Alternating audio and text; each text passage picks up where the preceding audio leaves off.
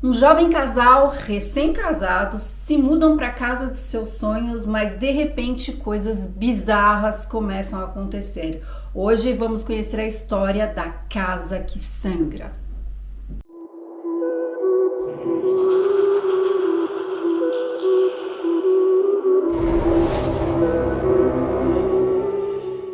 Oi, bem-vindos ao meu canal, eu sou a Flávia Ribeiro e você está no Cafezinho Francês Investigação, um quadro aqui do canal onde eu falo sobre crimes reais, crimes que marcaram a história da França e também da Europa. E se você chegou por aqui agora, aproveita, já se inscreve no canal, ativa aí o sininho das notificações para não perder mais nenhum vídeo, deixa para mim também o seu like no comecinho desse vídeo, que é muito importante para impulsionar o vídeo para mais pessoas e fazer o canal crescer. E o canal tá rumo a 10 mil inscritos, então vamos lá, gente, por favor, me ajuda a divulgar esse vídeo, espalhar para mais gente, amigos, inimigos, enfim, você que é meu parceiro de toda semana já sabe, deixa para mim o seu joinha. Gente, hoje eu vou contar para vocês um caso muito misterioso e muito comentado ainda na França até hoje, porque este caso foi apresentado no primeiro episódio de um programa chamado Mystère. Esse programa de TV foi icônico aqui na França porque ele foi exibido durante os anos 90 e ele tinha o mesmo estilo do nosso programa Linha Direta, só que nesse Mystère eles contavam somente casos paranormais. E exatamente como Linha Direta dava medo nas crianças da época, esse programa causou o mesmo efeito aqui nas crianças da época, que hoje são adultos, e quando lembram desse programa falam que morriam de medo, porque o apresentador tinha um jeito de narrar a história assim, de uma maneira bem pesada, pausada, e a música também dava todo aquele clima, enfim, era exatamente como o nosso Linha Direta. E esse caso então foi o primeiro exibido por esse programa. Bom, mas para entender essa história toda, eu preciso te contar desde o princípio. Tudo começa em agosto de 1985, quando a Lucie e o Jean-Marc Belmer,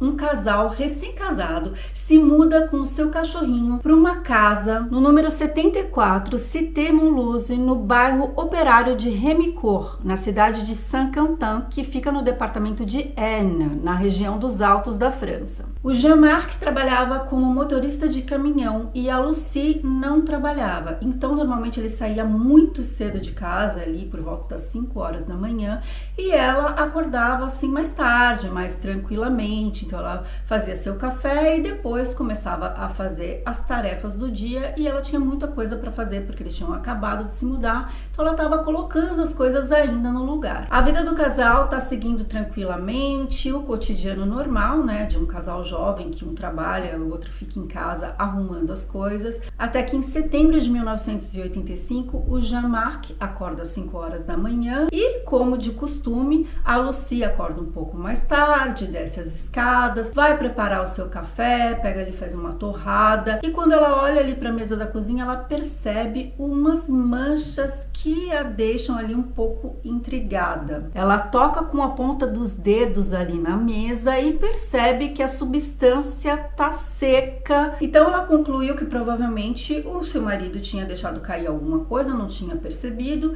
Então ela pegou, limpou aquela mancha que estava ali em cima da mesa, continuou tomando seu café, e assim que ela terminou, ela subiu para o quarto. Quando ela entrou no quarto, ela foi até a cômoda, abriu a gaveta, e quando ela olha dentro da gaveta, ela vê que a camiseta que ela estava pegando ali para colocar também tinham pequenas manchas avermelhadas. E olhando mais de perto, ela acha que aquelas manchas parecem manchas de sangue. E ela fica assim um pouco desconfortável, ela vira para arrumar a cama ali, que o lençol estava todo bagunçado, e quando ela olha no lençol, ela vê que o lençol também está manchado com os mesmos respingos vermelhos, parecendo sangue. A Lucie passa o resto do dia assim bastante desconfortável e um pouco ansiosa para contar essa história para o marido. E assim que ele chega, ela fala para ele o que aconteceu e ele não fica preocupado. Ele simplesmente fala: a gente acabou de se mudar, a gente refez toda a pintura, então provavelmente isso deve ser algum resquício de pintura antiga, alguma coisa que manchou ali, a gente nem percebeu, a gente, né, acabou de mudar, então isso pode acontecer. Ela realmente ficou assim pensando que era possível, então ela se acalmou e eles foram dormir. Depois disso, o casal volta à sua vida cotidiana, como sempre, ele acorda cedo, ela fica na casa, limpa a casa, mas a Lucy fica um pouco desconfiada daquela história, ela tá um pouco mais atenta aos objetos e ali as coisas da casa, quando de repente ela olha na parede e vê manchas vermelhas exatamente iguais às que tinham aparecido na mesa da cozinha. E quando ela entra na cozinha, ela vê a mesma mancha que ela já tinha limpado antes. Então ela fica desesperada, pega uma esponja ali com água e cândida e começa a passar por todos os lugares onde ela vê essas pequenas manchas e tá por todo o local, inclusive na sala de jantar, no chão também tem essas pequenas manchas. A essa altura, a Lucy já tá desconfiada que alguma coisa de estranha tem com aquela casa. E assim que o Jean-Marc chega, ela conta para ele de novo tudo o que aconteceu. Inclusive, ela não limpou todas as manchas ali para poder mostrar para ele como eram essas manchas. E mais uma vez, ele tenta ali passar um pouco de segurança para ela, falando que não era nada, que tudo estava tranquilo. Então, eles conversam um pouco, depois eles vão dormir. Mas no meio da noite, os dois são acordados com um súbito barulho vindo da cozinha. Era um barulho de prato se quebrando, de gente mexendo ali na louça, nos talheres. E esse barulho realmente dá certeza para Lucy de que ela não estava delirando. E aí sim o Jean-Marc consegue compreender o que está acontecendo ali na casa, que parece ser um fenômeno paranormal. E nos próximos dias vai começar o pesadelo do casal, porque todas as noites eles vão escutar barulhos estranhos, gemidos, sussurros, gente conversando, passos de pessoas que parecem passear pela sala. E os dois não querem acreditar que aquilo é um fenômeno, que pode ser um espírito, algo paranormal. Então, a princípio, eles não contam essa situação para ninguém. E como eu disse para vocês, a Lucy não trabalhava, ela ficava bastante tempo em casa e normalmente ela ficava em casa com o cachorro e o cachorro dava uma certa segurança para ela, mas ela já estava num estado de ansiedade tão grande que nem o cachorro estava passando para ela essa segurança. E ali no primeiro piso da casa existia uma porta que levava até a cave, até o porão. E essa porta ela gostava de manter sempre fechada. Então ela fechava a porta, mas a cada vez que ela ia fazer alguma coisa e passava pela porta, a porta estava aberta. E foram inúmeras vezes dela fechando a porta e a porta abrindo, fechando a porta abrindo. Até que um dia ela precisa descer ali no porão para pegar algumas coisas que ainda estavam ali nas caixas da mudança. Ela desce um pouco com medo porque o porão era escuro, não tinha nenhuma luz, a luz acendia depois que estava lá embaixo.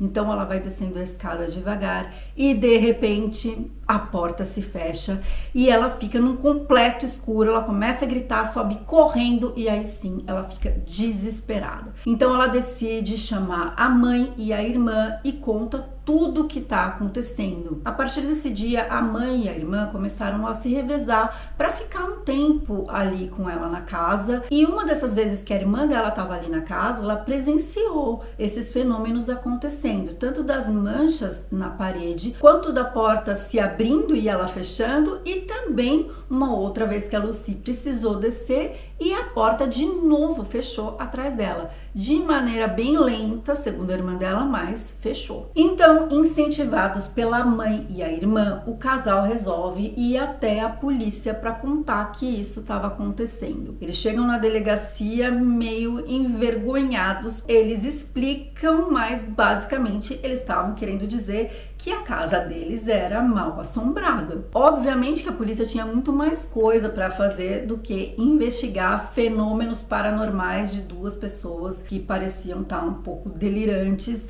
Então os policiais falaram: tá bom, quando a gente tiver um tempo a gente passa lá. Só que as coisas na casa continuavam a acontecer e o casal ligou outras vezes para a polícia pedindo para eles virem. E depois de mais ou menos uns 5 meses daquela primeira reclamação, né, que eles foram na delegacia, no dia 31 de janeiro de 1986, a polícia realmente foi até lá investigar a casa. 2 policiais então entram ali na casa para fazer uma pequena investigação visual e eles realmente constatam que nas paredes, no chão, em alguns objetos tem manchas, respingos que parecem sangue. Mas como o casal tinha um cachorro, um dos policiais pensou que o cachorro podia estar com algum ferimento ali na pata ou no rabo, e ele pensou então que essas manchas poderiam ser respingos de sangue do cachorro ali da família. Então eles pegaram o cachorro e começaram a examinar para ver se o cachorro estava machucado em algum lugar, e o cachorro estava ótimo. Não tinha nenhum ferimento, nenhum machucadinho, ele estava em perfeito estado. Bom, então os policiais ficam assim se perguntando se talvez não seria algum vizinho, alguém que estivesse fazendo algum tipo de assédio ali com o casal, que estivesse fazendo isso de propósito para colocar medo no casal, e eles estão conversando ali na sala sobre isso, quando de repente eles escutam um barulho assim super forte, como se tivesse caído alguma coisa ali na parte de cima da casa,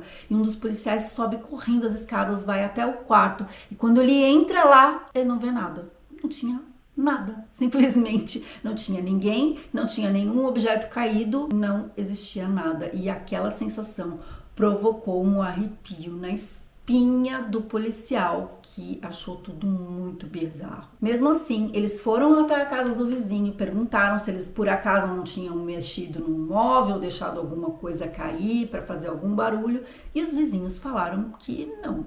Bom, então diante dessa situação estranha, os policiais não têm muita coisa para investigar, mas eles então resolvem pegar algumas amostras daquelas manchas e mandar para um laboratório analisar. E quando o resultado chega, para surpresa de todos, a análise confirma que aquilo ali é sangue humano. Porém, um sangue humano com algumas alterações, como exposição à luz ou agressões químicas, como produtos de limpeza. O que faz bastante sentido, porque a Lucy disse que ela limpava as manchas com água e cândida e ela passava na parede, só que as manchas voltavam a aparecer. Então parecia que aquelas manchas de sangue realmente tinham alguma mistura química. Os policiais estão convencidos que realmente tem alguma coisa de estranha acontecendo naquela casa, mas até o momento eles não conseguem explicar o que é.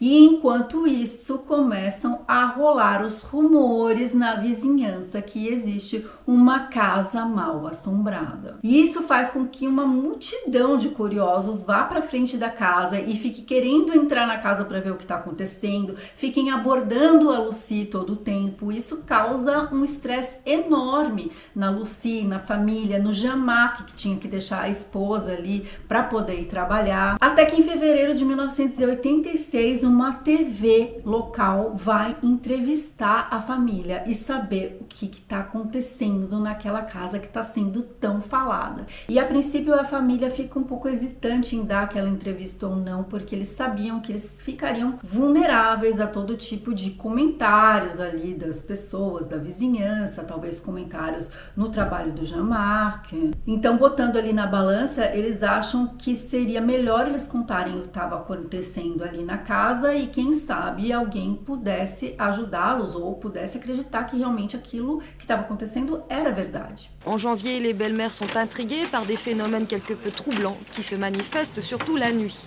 D'abord, ce sont des bruits de vaisselle que l'on casse, ensuite c'est le charbon qui se consume tout seul. Enfin et surtout, c'est l'apparition de petites taches brunes qui peu à peu envahissent les murs, les rideaux, le lit. Eh bien, on entend des bruits d'assiettes cassées, il y a du sang qui apparaît sur les murs, sur les draps, dans la cuisine. E realmente essa matéria vai para o ar e essa história que estava ali localizada numa pequena cidade acaba tomando uma repercussão enorme e vira uma história nacional, onde todo mundo quer saber o que está acontecendo naquela casa mal assombrada em Saint-Quentin. Os policiais acham que a casa não é mal assombrada, eles acham que o casal está sofrendo realmente um assédio, uma brincadeira de mau gosto de algum dos vizinhos, algum inimigo, enfim, eles começam começam a ir mais por essa linha do que pela linha do paranormal. Então, o Monsieur Piet, que era um dos policiais encarregados ali daquela investigação, ele tem uma ideia engenhosa. Ele pega 2 sacos de farinha de trigo e espalha pelo corredor da casa, pela sala, pela cozinha. E a ideia dele é que se tem alguém cometendo esse crime, assustando essa família, essa pessoa vai entrar na casa para tentar fazer isso novamente, só que não tem como ela fazer isso sem deixar marcas de pegadas ali na farinha que foi jogada no chão. Então o policial Piet, ele mesmo tranca a casa ali, passa a chave na porta, ele guarda essa chave com ele e então ele fala para a família se encontrar com os policiais, com ele ali no dia seguinte às 8h30 da manhã, e aí sim eles poderiam abrir a casa e ver o que tinha acontecido, porque certamente teria pegadas de alguém no chão e eles poderiam partir de algum lugar para começar a fazer uma investigação mais séria. No dia seguinte, quando eles abrem a porta, para surpresa de todos, não há nenhuma pegada no chão. Porém, existem muitos respingos de sangue no chão, nas paredes e em outros lugares onde não haviam no dia anterior. Aquilo causa arrepios em todo mundo e todo mundo começa a ter muito medo. Tinha algo excepcional acontecendo ali naquela casa. E como eu disse, esse caso estava tendo uma repercussão nacional. Então, alguns padres foram até a casa para benzer, para tirar alguma possessão que tivesse por ali, mas nada adiantava. Até que um médium se dirigiu até a delegacia e falou que ele era um médium paranormal que trabalhava com radiestesia e que ele queria ter a oportunidade de ir até a casa e verificar se tinha algum campo energético diferente naquela casa. E o policial Piet concorda com isso, então esse médium e a polícia vão até a casa. Assim que eles entraram, o médium começou a usar a sua técnica de radiestesia, que é uma técnica usada para medir e detectar campos energéticos através de alguns instrumentos. E naquele caso, o médium usava um pêndulo. Então ele entra em todos os cômodos da casa com seu pêndulo e aquilo vai girando e ele não fala nada. Só que quando ele para na frente da porta da cave do porão, ele resolve descer. E quando ele chega lá, o pêndulo fica maluco, começa a girar sem parar. E então ele diz que alguma coisa aconteceu ali e que tem alguma coisa enterrada ali no porão que tem uma energia muito forte e que provavelmente seriam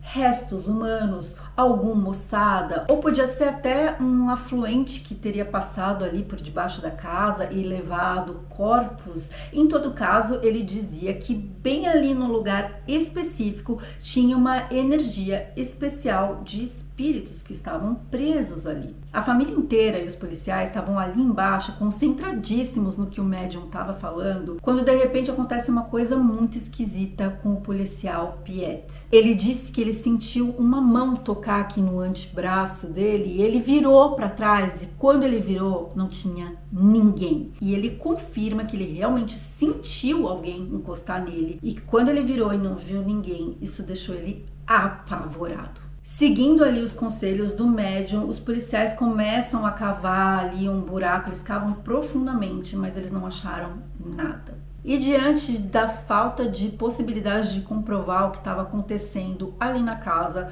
os policiais simplesmente aconselham o casal a se mudar daquela casa. E no final é isso que a Lucie e o Jean-Marc fazem, porque eles não suportam mais viver essa situação de insegurança, esse pesadelo, e enfim, eles acabam se mudando para sempre daquela casa.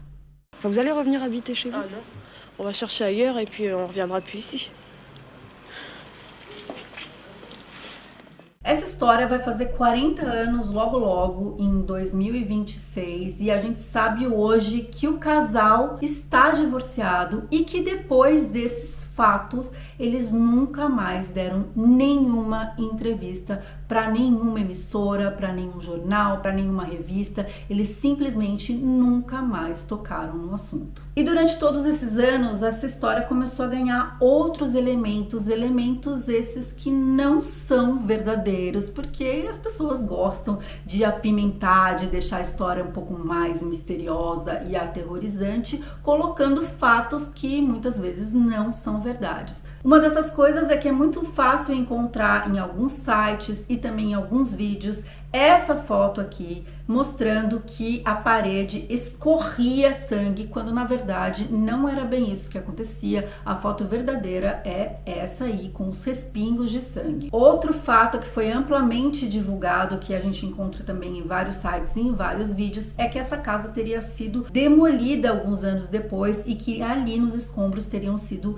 encontrados ossos de pessoas, soldados nazistas. E isso realmente não é verdade, porque essa casa nunca foi demolida. Inclusive, desde 2013, ela tem um mesmo dono, e esse dono já deu entrevistas sem ser identificado para algumas revistas e para alguns jornais, e ele tira o sarro dele mesmo, dizendo que ele comprou uma casa mal assombrada, só que ele nunca viu assombração nenhuma. Esse caso é realmente um mistério até hoje e ninguém sabe se essa história é verdade, se realmente existiam fatos ali paranormais, talvez provocados pela energia da própria Lucy, a energia do casal, enfim, ali os dois juntos poderiam provocar a aparição desses espíritos, ou se essa história foi simplesmente inventada pela Lucy, que ficava todo o tempo em casa e que não tinha muita coisa para fazer, se não foi um jeito dela chamar um pouco de atenção ali para ela. E aí eu fiquei pensando, será que a Lucy ali em Saint-Quentin não seria uma grávida de Taubaté da França? No final, a gente nunca vai saber qual é a verdade sobre a casa que sangra. Mas agora eu queria saber de vocês, o que vocês acharam dessa história toda? Vocês acham que realmente existiam fenômenos paranormais que estavam ali na casa, que a casa era habitada por espíritos malditos? Ou vocês acham que isso foi invenção da Lucy para sair da rotina monótona que ela tinha ali na época? Me deixa a sua opinião aí nos comentários, porque eu quero saber. E vocês sabem que eu sempre marco os comentários com um lindo coração e sempre continuo a nossa conversa aí nos comentários, interagindo bastante com vocês. Se você gostou desse vídeo, deixa pra mim o seu like, compartilha esse vídeo com seus amigos, se inscreve no canal se você ainda não for inscrito, porque sempre tem vídeo novo por aqui. Aproveita também, me segue lá no Instagram, @cafezinhofrancês, que por lá eu sempre notifico dos vídeos que saem por aqui. Também publico muitas fotos do meu dia a dia, sempre tem um conteúdo diferente por lá e é um jeito da gente ficar pertinho por lá também. Muito obrigada por ter assistido esse vídeo até aqui. Bisous et au revoir. Vous avez jamais entendu auparavant des histoires sur votre maison? Bah non. Et vous avez peur? Moi beaucoup, mon mari aussi.